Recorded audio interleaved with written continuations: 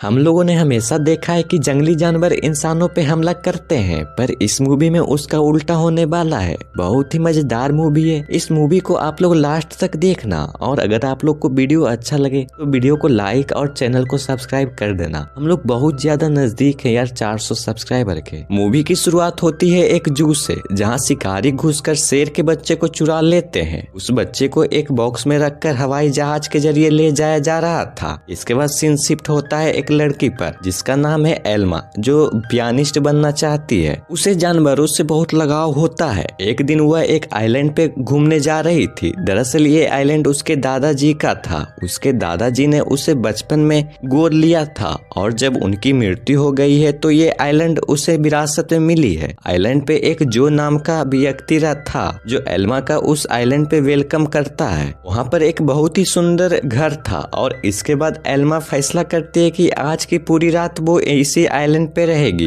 रात को अपने दादाजी का वीडियो देखकर एल्मा भावुक हो गई। उस वीडियो में दादाजी ने बताया कि स्नो नाम का एक मादा भेड़िया न जाने कहीं से इस आइलैंड पे आ गई, और समय बीतने के साथ साथ उन दोनों की दोस्ती भी होती चली गई। दादा एल्मा को मैसेज दिए कि तुम भी स्नो को ढूंढकर उससे दोस्ती कर लो। उसी रात खराब मौसम होने के कारण वो प्लेन जिसमें शेर का बच्चा था वो अनबैलेंस होकर उसी आइलैंड पे क्रैश हो जाता है। क्रैश का आवाज बहुत ही भयानक था, जिससे एल्मा डर गई। वो तुरंत बाहर जाकर देखी, पर वो आइलैंड बहुत बड़ा था, जिससे उसे कुछ न पता चल पाया। इसके बाद अगली सुबह चार्ल्स और एली नाम के दो आदमी उस आइलैंड पे आए। उन्होंने स्नो को पकड़ने के लिए जाल बिछाया हुआ था। दरअसल वो भेड़ियों के पार्क के मालिक थे। अपने पार्क के लिए स्नो को पकड़कर ले जाना चाहते थे। कुछ देर बाद स्नो जाल में फंस गई, पर स्नो दिमाग लगाकर उन दोनों के आने से पहले ही वहाँ से भाग निकली, और वो डरकर आइलैंड की दूसरी तरफ चली गई, जहाँ उसकी मुलाकात एल्मा से होती है। पहले तो एल्मा डर जाती है, फिर उसने दादाजी की बातें याद की, और फिर उसके बाद स्नो को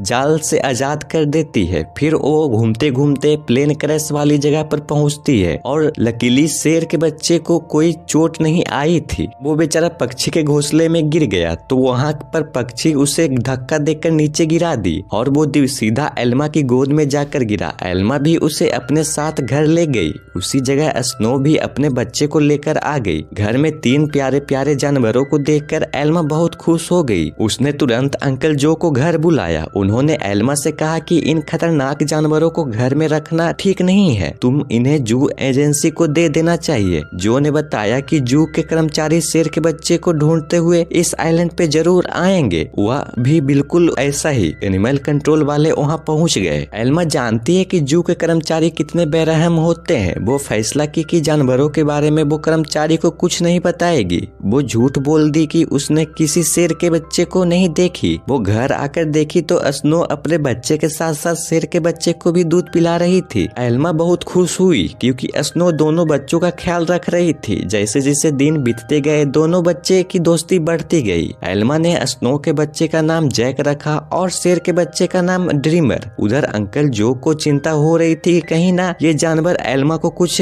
कर न दें। इसके बाद कुछ महीने बीत गए, और दोनों बच्चे अब थोड़ा बड़ा हो गए। एल्मा उन्हें आइलैंड पे घुमाने ले जाती और उनके साथ खेलती भी। बदकिस्मती से जब एल्मा पियानिस्ट के ऑडिशन के लिए गई थी, तो पीछे से वही दोनों चार्ल्स और एली फिर से उस आइलैंड पर गए और स्नो को पकड़कर साथ ले गए। उधर एल्मा का सिलेक्शन भी हो गई थी, जिससे वो बेहद खुश होती है। जब वो घर लौटी तो उसके होश उड़ गए। उसका सारा घर पूरा गंदा हो गया था, क्योंकि दोनों बच्चे भूख की वजह से परेशान हो गए थे। एल्मा स्नो को ढूंढती है, पर वो कहीं नहीं था।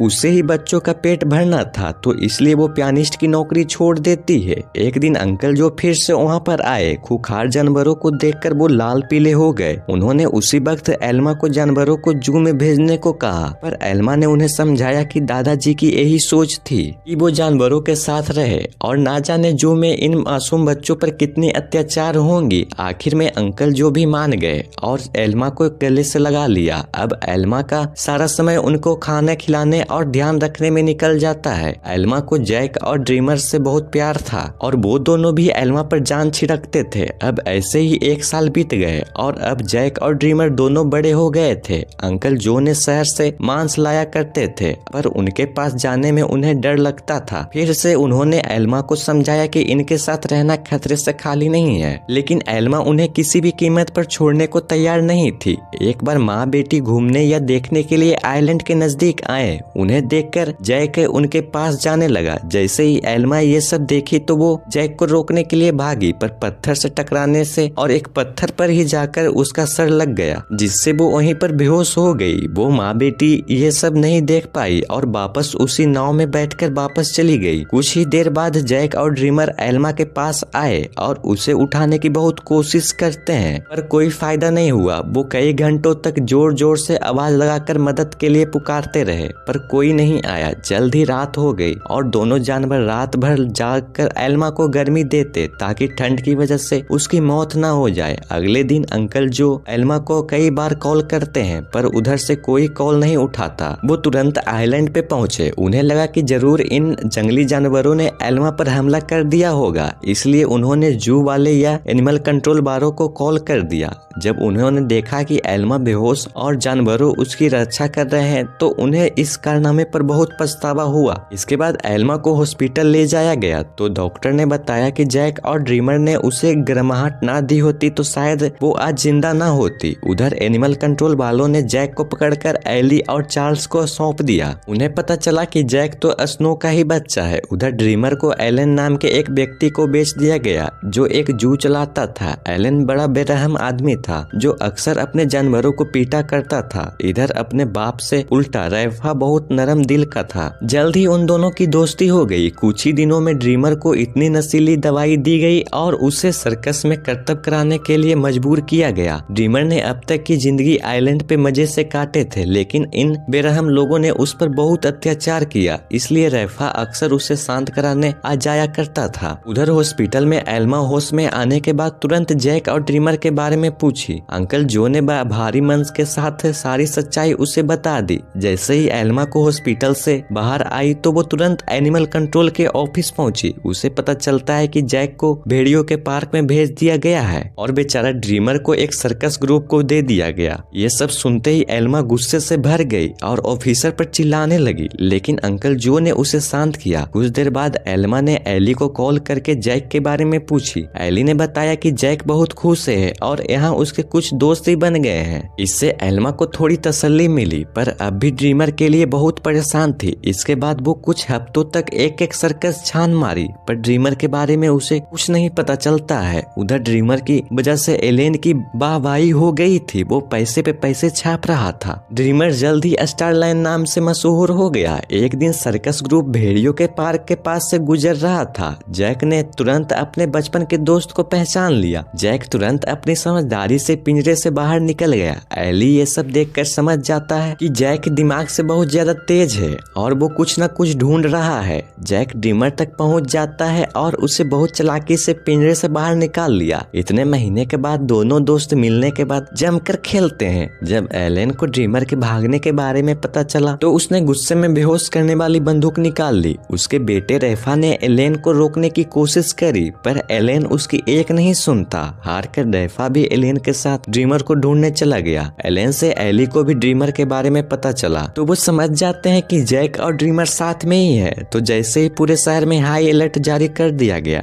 एली ने एल्मा को सब कुछ बताया और कहा कि एनिमल कंट्रोल वालों ने दोनों के पीछे पड़े हैं, जिसे सुनकर एल्मा डर जाती है। एली बताता है कि जैक के शरीर में एक ट्रैकर फिट था और उनको आखिरी बार एक जंगल में लोकेट किया गया था। एली और एल्मा दोनों जानवरों को ढूंढने का फैसला किए। उधर जैक और ड्रीमर खुले आम शहर में घूम रहे थे तो पुलिस ने उन दोनों को देखते ही मारने का ऑर्डर जारी कर दिया। बाद में वो दोनों एक जंगल में पहुंच गए, पर एलेन और रैफा ने उन्हें देख लिया और एलेन ड्रीमर पर बेहोश करने वाली बंदूक तान दी और वो गन से हमला कर दिया। पर उसी वक्त जैक बीच में आ गया और अपने दोस्त के बदले खुद उस गोली का शिकार हो गया। जैक वहीं पर बेहोश हो गया, पर ड्रीमर को भागने का मौका मिल गया। एलेन के बेटे रैफा ने उस सुई को निकालकर ट्रैकर को हटाकर एक दवाई दे देता है जिससे वो जल्द होश में आ जाएगा। इसके बाद वो दोनों एक बार में पहुंचे। उसके बाद एली और एल्मा भी एक ट्रैकर के जरिए वहां पर आ जाते हैं। एलेन उनसे कहता है कि उसके पास कोई ट्रैकर वगैरह नहीं है और उन्हें बाहर भेज दिया, पर रैफा समझदारी दिखाकर बाथरूम के बहाने एली और एल्मा को सब सच बता देता है। वो उन्हें जंगल में ले गया जहां आखिरकार ड्रीमर मिल गया। इसके बाद ड्रीमर उन्हें झोपड़ी में ले गया जहां जैक आराम कर रहा था। लकीली जैक को सही टाइम पर होश आ गया था, लेकिन तभी उन्हें पुलिस आते दिखती है तो एल्मा ने उन्हें खुफिया रास्ते के जरिए उन्हें भगा दिया।